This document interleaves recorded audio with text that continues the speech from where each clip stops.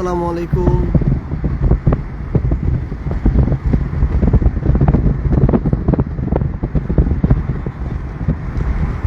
আমরা এখন আমাদের সুনামগঞ্জের আজকের পদযাত্রা এবং পথসভা শেষ করে আমরা সিলেটের দিকে যাচ্ছি। সুনামগঞ্জ অসাধারণ এক জেলা।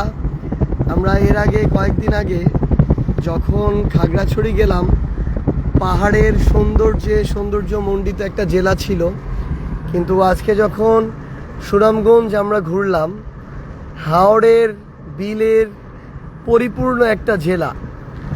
আমরা এর আগে হয়তো ভাবতাম যে কিশোরগঞ্জের যে মিঠামই নষ্টগ্রাম সুন্দর একটা জায়গা আমাদের সবার সেখানে যাওয়ার জন্য কিংবা সেখানে গিয়ে সময় কাটানোর জন্য, কিন্তু এখন সুনামগঞ্জে আসার পরে মনে হয়েছে অসাধারণ সুন্দর একটা জেলা এবং এখানে আসার উপযুক্ত সময় আসলে এখনই।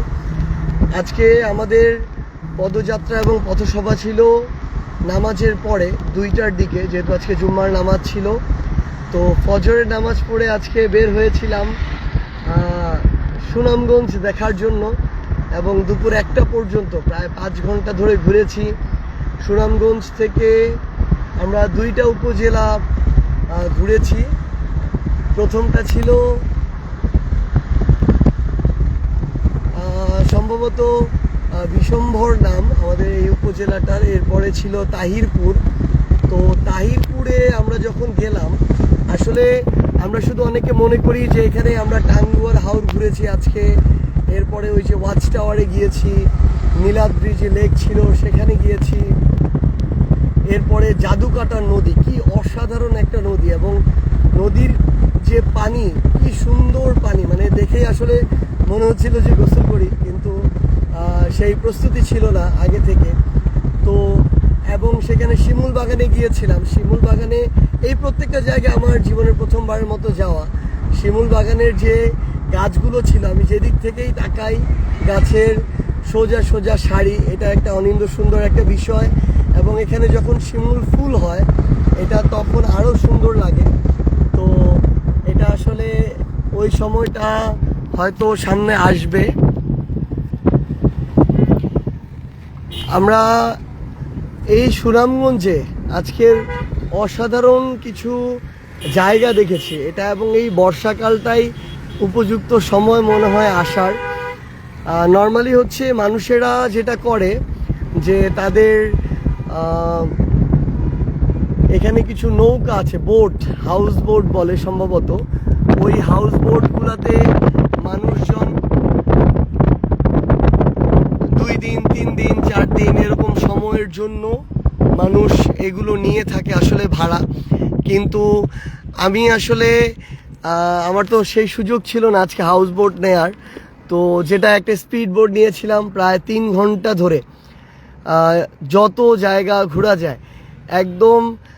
এটা শুরু হয়েছিল সুনামগঞ্জের যে আমাদের তাহিরপুর উপজেলা, সেই উপজেলার থানার সামনে থেকে, এবং সেখান থেকে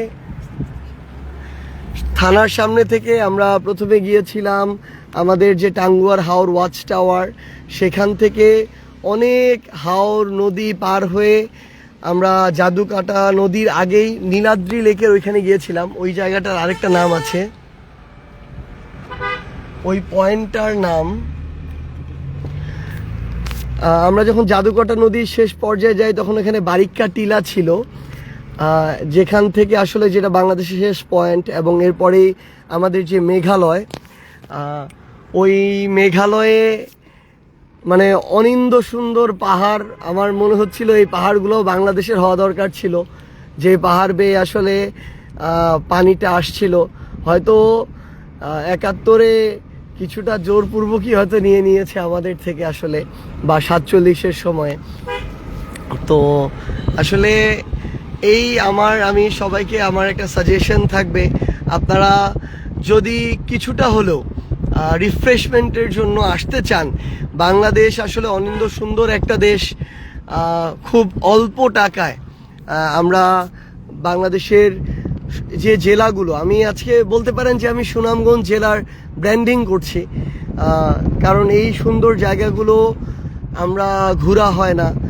আমরা যদি আসি আমাদের অনেক অভিজ্ঞতা অর্জন হবে। তো আপনারা যারা আছেন আপনাদের সবাইকে আমাদের সাথে থাকার জন্য ধন্যবাদ। এই বর্ষাকালে আসলে এই সুনামগঞ্জ স্পেশালি হাওর, বিল, বাওর এসবে পরিপূর্ণ আমাদের এই সুনামগঞ্জ অপরূপ সাজে সজ্জিত হয়। আপনারা এই বর্ষায় আসতে পারেন, আশা করি আপনাদের অনেক বেশি ভালো লাগবে। এবং আমরা এই যে এখন সুনামগঞ্জ থেকে যে সিলেটে যাচ্ছি, প্রত্যেকটা জায়গা অনেক বেশি সুন্দর। এবং এই হাওরগুলো দেখলেই মন ভালো হয়ে যায়, পানি দেখলেই মন ভালো হয়ে যায়, এবং এই হাওর দেখলে আসলে আরও মন ভালো হয়ে যায়। তো আমরা শুধু যে রাজনীতি করব এই জেনারেশন, ব্যাপারটা এরকম না। আমাদের মনে যা যা আছে আমরা বাংলাদেশেরও ব্র্যান্ডিং করব। আমরা বাংলাদেশের প্রত্যেকটা জেলায় যা যা আছে এই মর্মী সাধক হাসন রাজার সুনামগঞ্জ, আমরা এগুলো বাংলাদেশের মানুষের সামনে, পৃথিবীর মানুষের সামনে তুলে ধরব। আপনারা অনেকে আমরা শীতকালে বাংলাদেশের বিভিন্ন জেলায় ঘুরতে যাই, পার্বত্য জেলা সহ। তো বর্ষাকালে যদি কারো ঘোরার ইচ্ছা থাকে আপনারা এই হাওর বাওরের সিলেট অঞ্চল, সুনামগঞ্জে, কিশোরগঞ্জে, মিঠামইন এই জায়গাগুলোতে যেতে পারেন। তবে আমরা যেন সবসময় পরিবেশের দিকে খেয়াল রাখি। আজকে আমার টাঙ্গুয়ার হাওর, জাদুকাটা নদী, নীলাদ্রি লেক সহ বারিক্কা টিলা, শিমুল বাগান সব কিছু ঘুরে মনে হয়েছে যে আমার পুরো জায়গায় কিন্তু এক দুইটা ইয়ারও চোখে পড়েনি, প্লাস্টিক বা পলিথিনও চোখে পড়েনি। তো আমরা যেন পলিথিন, প্লাস্টিক বা দূষণ থেকে আমাদের এই সৌন্দর্যমণ্ডিত এলাকাগুলোকে আমরা বাঁচিয়ে রাখি, সেই চাওয়াটাই সবার কাছে থাকবে। আমাদের কিছু ভাই, আপনাদের বাসা কি এখানেই? আপনারা কোথাও যাচ্ছিলেন নাকি? ও আচ্ছা, ঠিক আছে, আমাদের জন্য দোয়া করবেন। আমরা এনসিপির পক্ষ থেকে পদযাত্রা করতে আসছিলাম এবং পথসভা আজকে সুনামগঞ্জে ছিল। এখান থেকে আমরা সিলেটে যাচ্ছি। সবাইকে অসংখ্য ধন্যবাদ। সুনামগঞ্জের এত সুন্দর হাওর, বাওর, বিল থেকে আবার দেখা হবে বাংলাদেশের অনিন্দ্য সুন্দর অন্য কোনো জেলায়।